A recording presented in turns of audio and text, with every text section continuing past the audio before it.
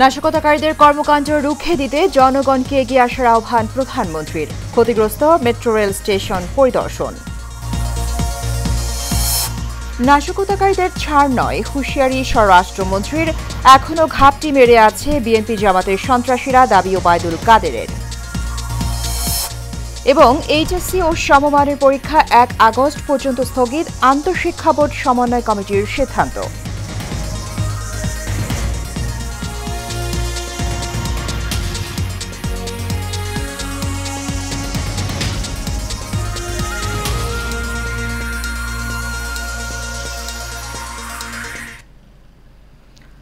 স্বাগত Asian prime নিউজে।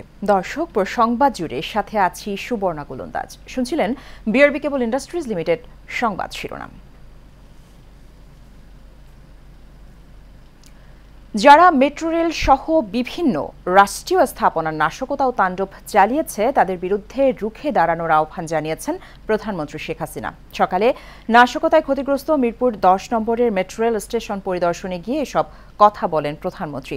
দেশের মানুষই এমন ক্ষতি করেছে তা নিজেও বিশ্বাস করতে পারছেন না বলেও জানান সরকার প্রধান।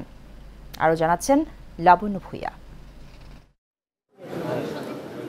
গত 19 জুলাইয়ের নাশকতায় অনির্দিষ্টকালের জন্য বন্ধ হয়ে যায় যানজটের নগরীর স্বস্তিদায়ক গণপরিবহন মেট্রো রেল। রাষ্ট্রীয় অন্যান্য স্থাপনার মতো ধ্বংসযজ্ঞ থেকে রেহাই পায়নি মেট্রো রেলও। মিরপুর 10 আর কাজীপাড়ার স্টেশনে চালানো হয় ভাঙচুর। নাশকতায় ক্ষতিগ্রস্ত মিরপুর 10 নম্বর মেট্রো রেল স্টেশন পরিদর্শন করেন প্রধানমন্ত্রী শেখ হাসিনা। এ সময় তিনি বলেন, যে কয়টি স্থাপনা বিশ্বে দেশের ভাবমূর্তি উজ্জ্বল করেছে আর জনজীবনে স্বস্তি এনেছে, সেখানেই হামলা চালিয়েছে দুষ্কৃতকারীরা।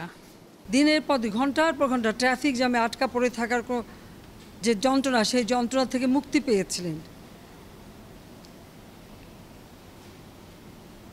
ঘরে ফিরে সময়ের আগে ঘরে ফেরার একটা সুযোগ ছিল এবং তখন বেশ কিছু সময় পেতেন পরিবারের সঙ্গে বসে অন্তত কিছু সময় কাটাতে।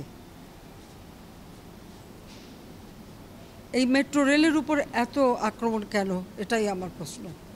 মেট্রো রেলের উপরে এত আক্রোশ কেন, এমন প্রশ্ন তুলে শেখ হাসিনা বলেন, এটি বিশ্বাস করা কঠিন, দেশের মানুষই দেশের এমন ক্ষতি করেছে।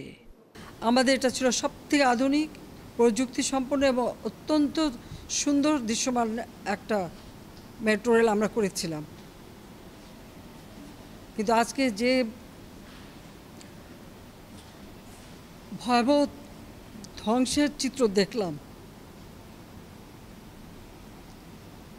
এটা বিশ্বাস হতে চায় না যে এদেশের মানুষেরা করতে পারে, কিন্তু সেই কাজই করেছে।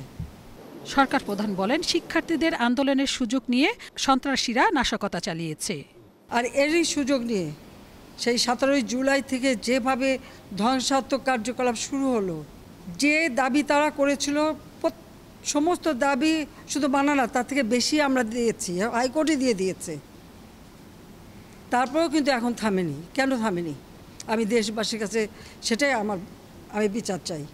যারা এমন ক্ষতি করেছে তাদের বিরুদ্ধে দেশবাসীকেই রুখে দাঁড়াতে হবে বলে জানান প্রধানমন্ত্রী শেখ হাসিনা। সেই চলাফেরার পথ যারা রুদ্ধ করে দিল, তাদের বিচার এদেশের জনগণকেই করতে হবে। আমি সেটাই চেয়ে যাচ্ছি। আমি নিন্দা করার ভাষা পাচ্ছি না।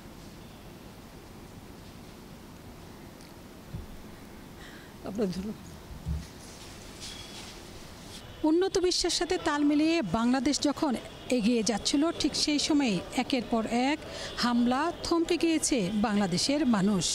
কোটা আন্দোলনের নামে দুর্বৃত্তদের হামলায় ক্ষতিগ্রস্ত হয়েছে স্বপ্নের মেট্রো রেল। এমন দগদগে ক্ষত বহুদিন বয়ে বেড়াতে হবে বাংলাদেশের মানুষকে। Labanya Bhuiyan, Asian television, metro rail, Dhaka.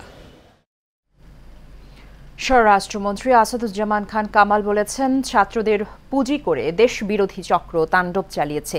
কোটা আন্দোলনের নামে যারা দেশের সহিংসতা ঘটিয়েছে, মদত দিয়েছে, তাদের কাউকে ছাড় দেওয়া হবে না। বিকেলে বগুড়া জেলা প্রশাসক অডিটোরিয়াম মিলনায়তনে আয়োজিত আইনশৃঙ্খলা বাহিনী ও জনপ্রতিনিধিদের সঙ্গে মতবিনিময় সভায় প্রধান অতিথির বক্তব্যে তিনি সব কথা বলেন। এ সময় উপস্থিত ছিলেন স্থানীয় সংসদ সদস্য মুজিবুর রহমান মজনু, রাগিবুল আহসান রিপু, শাহদারা মান্নান, রেজাউল করিম তানসেন, ডাক্তার মোস্তফা আলম নান্নু, খান মোহাম্মদ সাইফুল্লাহ আল মেহেদি বাঁধন এমপি ও আইজিপি চৌধুরী আবদুল্লাহ আল মামুন সহ অনেকে। এর আগে মন্ত্রী কোটা সংস্কার আন্দোলনের নামে সহিংসতায় বগুড়ার ক্ষতিগ্রস্ত বিভিন্ন স্থাপনা পরিদর্শন করেন। দেশ স্থিতিশীল অবস্থায় আসলেও বিএনপি জামাতের সন্ত্রাসীরা এখনও ঘাপটি মেরে বসে আছে বলে মন্তব্য করেছেন আওয়ামী লীগের সাধারণ সম্পাদক ওবায়দুল কাদের। তেজগাঁও ঢাকা জেলা আওয়ামী লীগের কার্যালয়ে দলীয় নেতাকর্মীদের সাথে মতবিনিময় সভায় এসব কথা বলেন তিনি। বিএনপি জামাতের ষড়যন্ত্র মোকাবেলা করতে আওয়ামী লীগ প্রস্তুত আছে বলেও হুঁশিয়ারি দেন আওয়ামী লীগ সাধারণ সম্পাদক। বিস্তারিত নূর মোহাম্মদ ভুইয়ার রিপোর্টে। রাজধানীর তেজগাঁওয়ের ঢাকা জেলা আওয়ামী লীগ কার্যালয়ের ঢাকা মহানগর উত্তরের অন্তর্গত সংসদীয় আসনের সংসদ সদস্য ও সংশ্লিষ্ট এলাকার আওতাধীন আওয়ামী লীগ ও সহযোগী সংগঠনসমূহের নেতৃবৃন্দের সাথে মতবিনিময় সভা করেন দলের সাধারণ সম্পাদক ওবায়দুল কাদের। গণতন্ত্র বিরোধী যে কোনো ষড়যন্ত্র মোকাবেলা করতে আওয়ামী লীগ প্রস্তুত।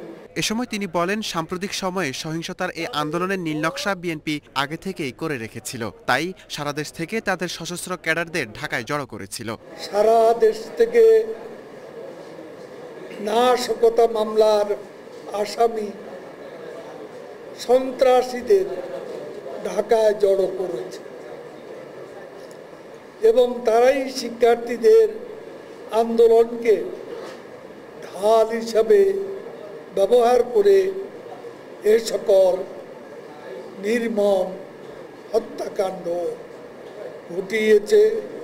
শান্তিপূর্ণ পথ বিএনপির নয়, তারা রক্তের স্রোতে দাঁড়িয়ে ক্ষমতায় যেতে চায় জানিয়ে আওয়ামী লীগ সাধারণ সম্পাদক বলেন, দেশ স্থিতিশীল অবস্থায় আসলেও বিএনপি জামাতের সন্ত্রাসীরা এখনো গাফটি মেরে বসে আছে। আজকে যে শান্তিপূর্ণ অবস্থা ফিরে এসেছে, এটাই কিন্তু শেষ কথা। তারা এখনো ঘাপটি মেরে বসে আছে, তারা ঘাপটি মেরে বসে আছে। আরো খারাপ পরিস্থিতি সৃষ্টি করতে পারে। বিএনপির মহাসচিবকে মিথ্যাচারের জন্য নোবেল দেওয়া উচিত আখ্যা দিয়ে ওবায়দুল কাদের দেশবাসীকে গুজবে কান না দেওয়ার আহ্বান জানান। যে বিএনপি আগুন সন্ত্রাসে বিশ্বাস করে না, এই মিথ্যাচারের জন্য নোবেল পুরস্কার থাকলে সেটা মির্জা ফখরুলকে দেওয়া। নূর মোহাম্মদ ভুঁইয়া, এশিয়ান টেলিভিশন, ঢাকা। সহিংসতার আতঙ্ক কাটিয়ে আবারও স্বাভাবিক হতে শুরু করেছে রাজধানী ঢাকা। আইনশৃঙ্খলা পরিস্থিতি নিয়ন্ত্রণে রাজধানীতে চলমান কারফিউ গতকালের মতো আজও শিথিল ছিল সকাল 10টা থেকে বিকেল 5টা পর্যন্ত। এতে স্বস্তি ফিরেছে জনজীবনে, সড়কগুলোতে বাড়ছে যানবাহনের চাপ, বেড়েছে মানুষের কর্মব্যস্ততাও। এই যে মিতুর রিপোর্টে বিস্তারিত। কয়েকদিনের নাশকতার পর আতঙ্কের নগরী রাজধানী ঢাকা ধীরে ধীরে প্রাণ ফিরে পেতে শুরু করেছে। একটু একটু করে স্বাভাবিক হতে শুরু করেছে পরিস্থিতি। রাজধানীর সড়কগুলোতে শুরু হয়েছে যানবাহনের চলাচল, বেড়েছে মানুষের কর্মব্যস্ততা। বিভিন্ন শ্রেণী পেশার কর্মজীবীরা জানান, সহিংসতার কারণে এই কয়েকদিন নিরাপত্তাহীনতায় থাকলেও এখন পথে কোনো সমস্যা হয়নি। তবে গণপরিবহনের সংখ্যা কম থাকায় ভোগান্তিতে পড়তে হয়েছে। মানুষের ভোগান্তি চরম। আমি এখন এখান থেকে গুলশানে যাব, এখন এখানে আদৌ কতক্ষণ পরে গাড়ি পাবো কি পাবো না এটা আসলে কোনো নিশ্চয়তা নেই। রাস্তা পুরো ফাঁকা, বাস সংখ্যা একটু কম, লোকজনের ভিড় আজকে একটু কম, গতকাল অনেকটা বেশি ছিল। গতকালকে তুলনায় আজকে একটু জ্যাম কম। গতকালকে আমাদের অফিসে আসতে প্রায় 1টা বেজে গেছিল আর কি। এখন সবকিছু স্বাভাবিক মনে হচ্ছে। এদিকে অপ্রীতিকর ঘটনা এড়াতে নগর জুড়ে কঠোর অবস্থানে রয়েছে সেনাবাহিনী ও আইন শৃঙ্খলা রক্ষাকারী বাহিনীর সদস্যরা। এই যে মিতু, এশিয়ান টেলিভিশন, ঢাকা। সরকার 8 দফা দাবি মেনে নিতে শুরু করায় রাজশাহী বিশ্ববিদ্যালয়ে আগামী 30 দিনের জন্য সব ধরনের কর্মসূচি স্থগিত ঘোষণা করেছে বৈষম্য বিরোধী ছাত্র আন্দোলন। বৃহস্পতিবার বিকেলে বিশ্ববিদ্যালয়ের পরিবহন মার্কেটের সামনে এক সংবাদ সম্মেলনে ঘোষণা দেন আন্দোলনের সমন্বয়কারীরা।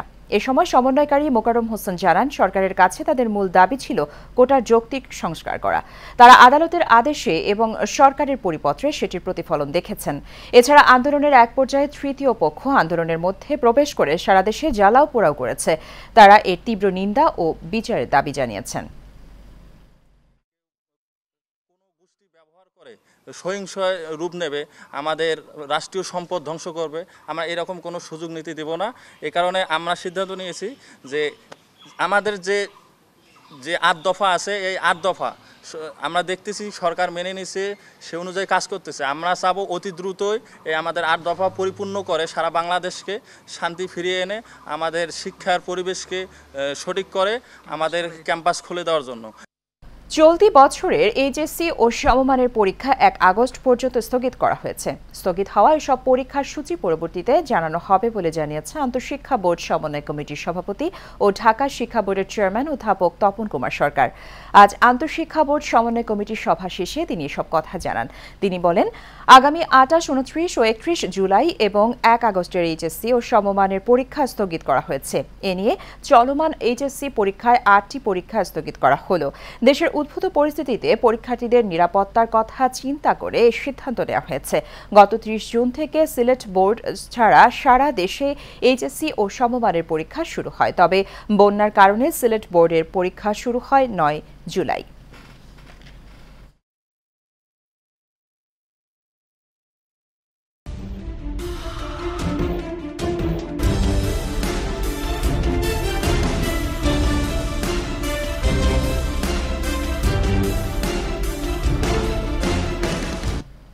এবার সারা বাংলা প্রসঙ্গ। দর্শক, কিছুক্ষণ আগে গাইবান্ধা থেকে কারফিউয়ের সর্বশেষ খবর জানিয়েছেন সহকর্মী সুমন মণ্ডল।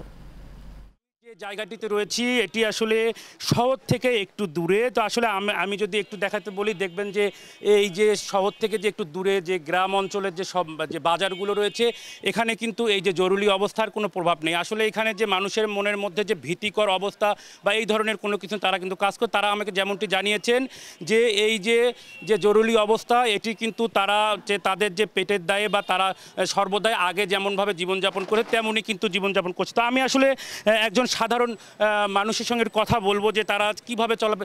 আপনারা তো এই যে জরুরি অবস্থা চলছে, তো আসলে এখানে আপনারা কিভাবে জীবনযাপন করছে, এর প্রভাব আসলে আমরা এখন স্বাভাবিকভাবে জীবনযাপন করছি। এগুলো যে আন্দোলন, এটার প্রভাব আমাদের গ্রামে সেভাবে পড়েনি। তবে আমরা শহরে যেতে গেলে এখন যেসব প্রশাসনিক যেগুলো সমস্যা ফেস করছি, এগুলো আমরা চাই দ্রুত সমাধান করতে এবং যাতে দ্রুত এগুলো আমরা স্বাভাবিক জীবনযাপন করতে পারি, এটা আমরা সরকারের কাছে চাই। আসলে ধন্যবাদ আপনাকে। যেমনটি আপনি শুনছিলেন যে এখন যে মানুষের প্রত্যাশাটা, তারা যে এই যে তাদের শহরে কাজে গিয়ে তাদের বিভিন্ন প্রকার নানা রকম বিভ্রান্তকর পরিস্থিতির সৃষ্টি হয়, এই পরিস্থিতি থেকে দ্রুত পরিত্রাণের ব্যবস্থা নেবে সরকার, এমনটি প্রত্যাশা কিন্তু করছে যে সাধারণ জনগণ। তা আসলে আমার কাছে গাইবান্ধার যে জরুরি অবস্থার এই ছিল এখানকার সব শেষ।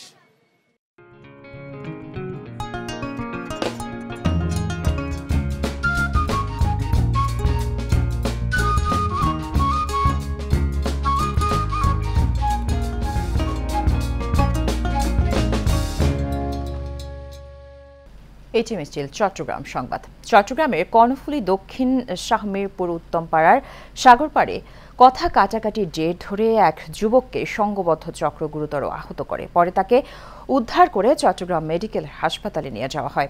1 সপ্তাহ চিকিৎসাধীন থাকা অবস্থায় গতকাল তার মৃত্যু হয়।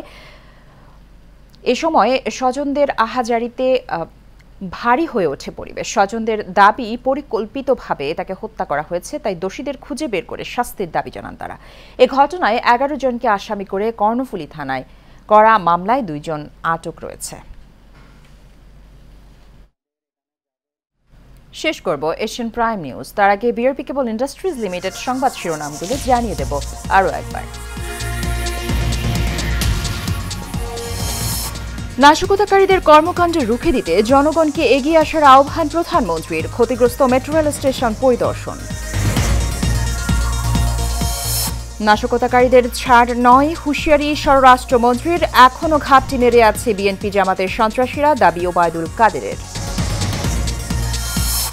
এবং এইচএসসি ও সমমানের পরীক্ষা 1 আগস্ট পর্যন্ত স্থগিত, আন্তঃশিক্ষা বোর্ড সমন্বয় কমিটির সিদ্ধান্ত।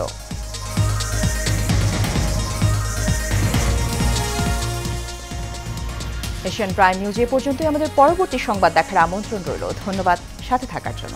আল্লাহ হাফেজ।